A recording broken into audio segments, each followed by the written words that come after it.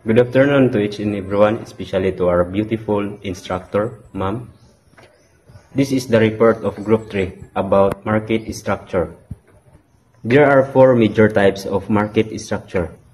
Number 1, perfect competition.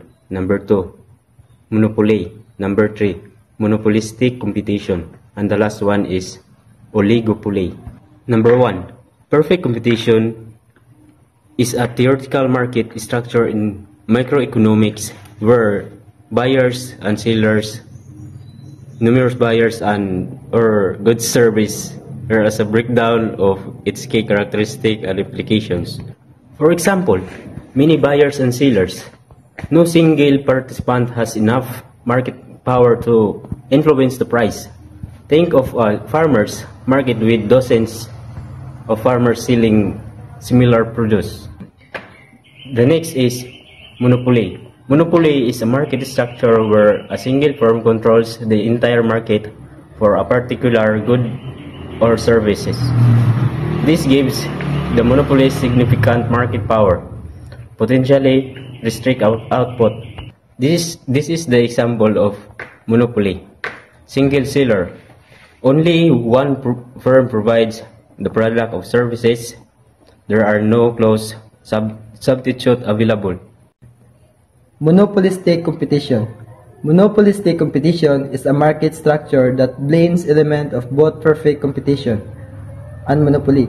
It's a common market structure, the real world and understanding its characteristics implications is crucial for understanding how business operate and how consumers make choices. Characteristics of monopolistic competition.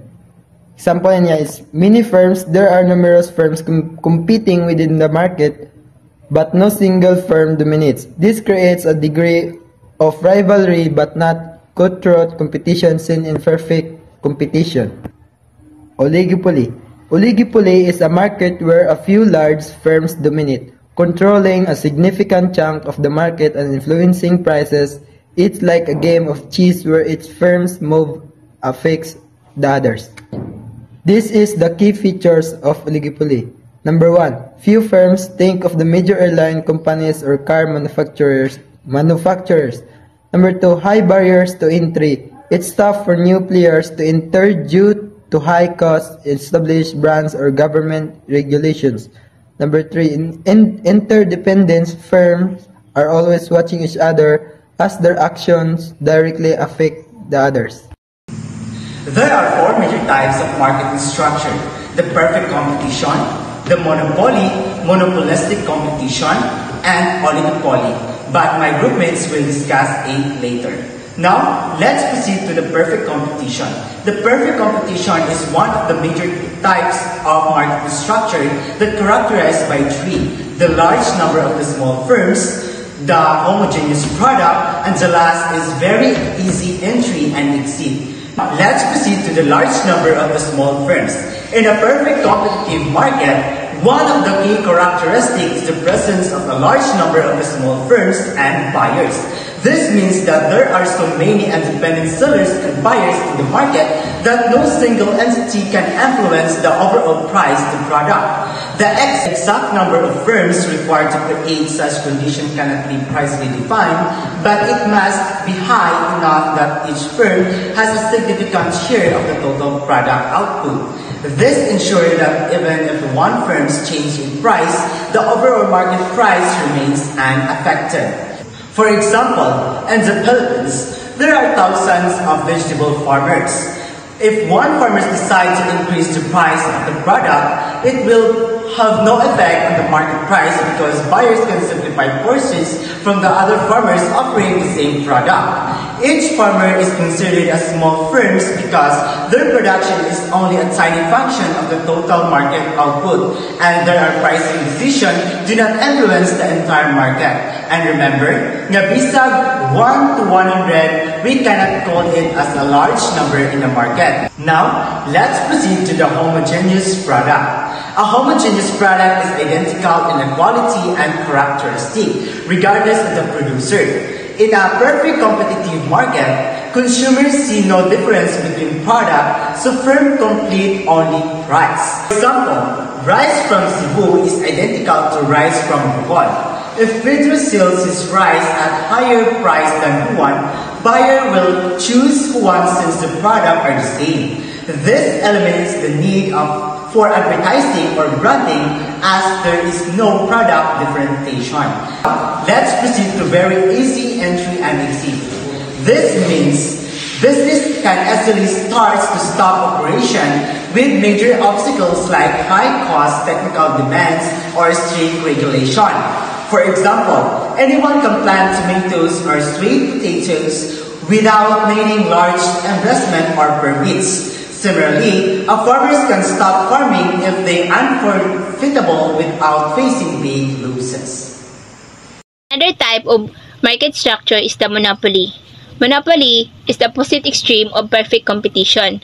So it means ang monopoly is only one who produce product in the market or industry. So isa ra jud siya na naga-produce og product sa isa ka market or industry. Like for example, ang Meralco. Ang Meralco is the only one who produce electricity in the entire Manila. So, na isa siya sa monopolist product. Then ang Maynilad is the only one also who produce water in the entire Manila. So, silang duha is under jud sila sa monopolist product or monopoly is because there is no competition. So sila ra jud wala sila laing ka kompetensya. Sila ra jud ga-produce of electricity and water sa entire Manila. So monopoly is a market structure characterized by three.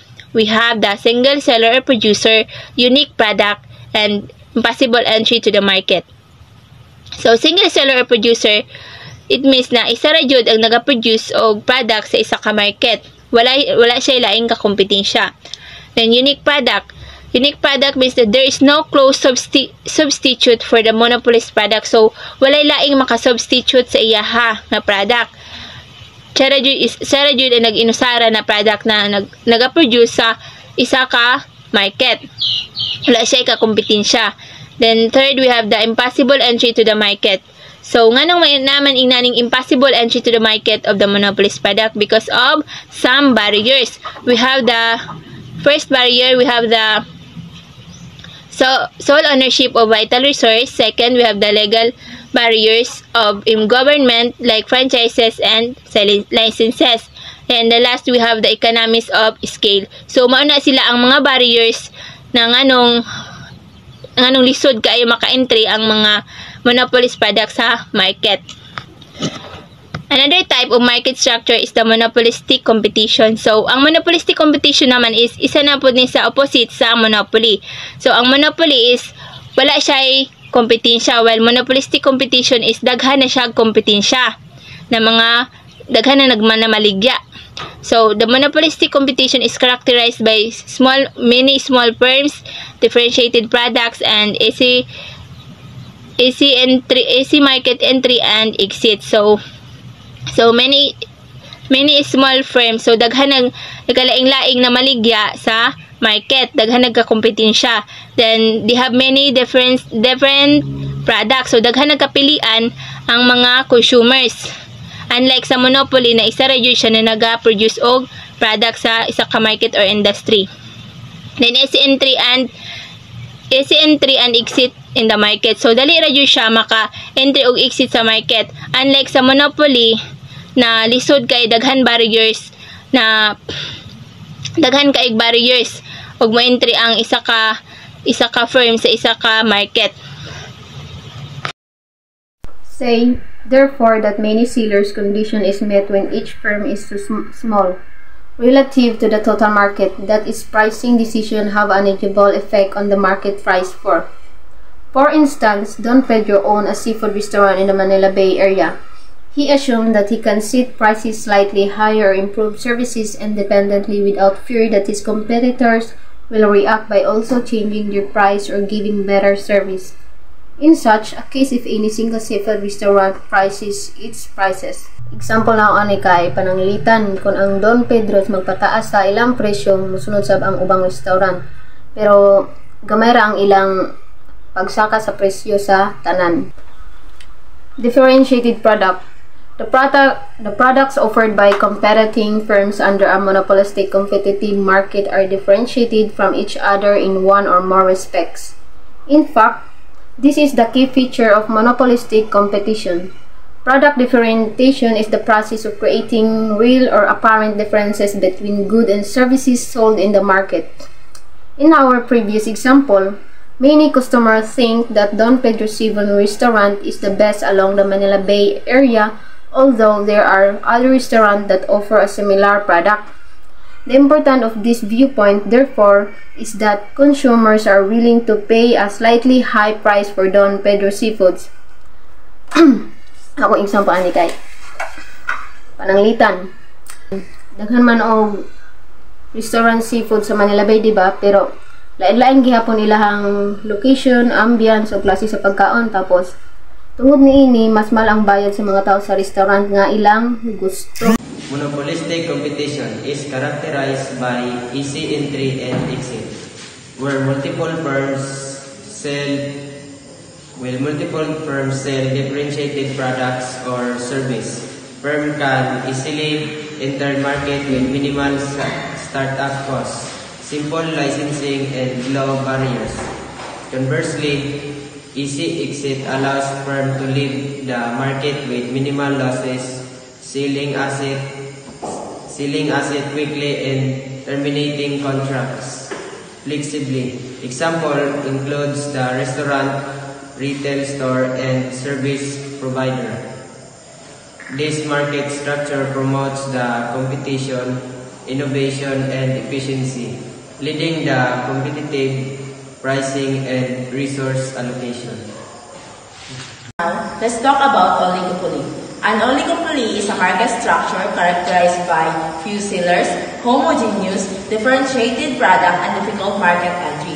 Ang oligopoly ay isang merkado na may kaunting nagtitinda kung saan maaaring magkapareho o may kaunting pagkakaiba ang mga produkto. At mahirap para sa mga bagong kumpanya na makapasok dahil sa matinding kompetisyon at mataas na gastos. Few sellers. In an oligopoly, there are only a small number of firms or sellers in the market.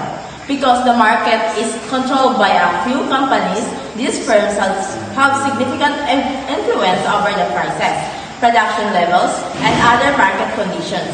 Each firm's decisions can impact the entire market, so these companies often pay close attention to each other's actions. Example, sa industriya ng telecom sa Pilipinas, may tatlong pangunahing kumpanya lamang, Globe, Smart, at Dito. Sila ang pangunahing nag-aalok ng mga serbisyo sa mobile communication, kaya may control sila sa presyo at kalidad ng serbisyo. Homogeneous and differentiated products. Homogeneous products is some oligopolistic markets. The products offered by firms and very similar, or even identical. This means consumers may not be able to distinguish between one firm's products and another based on features or characteristics along the competitions in such markets, often focuses on price or services. Differentiated products. On the other hand, some oligopolistic products feature products that are differentiated. This means that even though the products serve a similar functions, they differ in features, branding, quality, or consumer experience. Firms compete not just on price, but also on these differentiating factors. Example, sa homogeneous. Sa industriya ng langis tulad ng Shell at Petron, pareho nilang binibinta ang gasolina, ngunit magkaiba ang presyo at mga serbisyo nila. Sa differentiated naman, sa industriya ng soft drinks, ang Coca-Cola at Pepsi ay parehong carbonated drinks, ngunit magkaibang lasa, marketing, at branding ang mayroon ang bawat isa. Now, difficult market entry. In an oligopoly, it is often very hard for new firms to enter the market and compete with the existing companies. This is because of high barriers to entry such as significant capital investment, established brand loyalty, economies of scale enjoyed by the larger firms, and sometimes legal or regulatory barriers. Sa industriya ng sasakyan sa Pilipinas, mahirap makapasok ang mga kumpanya dahil kailangan ng malaking puhunan para makapag-produce at magtayo ng mga sales networks at serbisyo. Ang mga malalaking kumpanya tulad ng Toyota, Mitsubishi at Honda ay may matibay na brand presence at market share. Market structure. Market structure describes how competitive a market is. It's like the rules of a game for businesses. Understanding market structure helps businesses figure out their competitions, how to price their product, and how much profit they can make. These are the summary of the types of market structure. First, the perfect or pure competition. This market structure is characterized by three, which is the large number of small firms, homogeneous product, and the very easy entry or the exit from the market. The second one is the monopoly. This is the opposite stream of perfect competition, also characterized by a single seller or producer, a unique produce, and a simple entry in the market. Next is the monopolistic competition, also characterized by many small firms, differentiated product, and easy market entry-exit. And the next one is oligopoly, also characterized by few sellers, homogeneous or differentiated product, and the difficult market entry. The next one is the bilateral monopoly. This is the market situation comprising one seller like monopoly and one buyer like monopsony. The bilateral oligopoly, also a market condition with a significant degree of sellers concentration like oligopoly and significant degree of buyers concentration like oligopsony. Dopsony, a market situation in which there are only two buyers and many sellers. Duopoly, subset of oligopoly describing a market situation in which there are only two suppliers. The next one is monopsony. This is a form of buyer concentration that is a market situation in which a single buyer confronts many small suppliers. And the last one is monopsony. This is a form of a buyer concentration that is a market situation in which a single buyer confronts many small suppliers.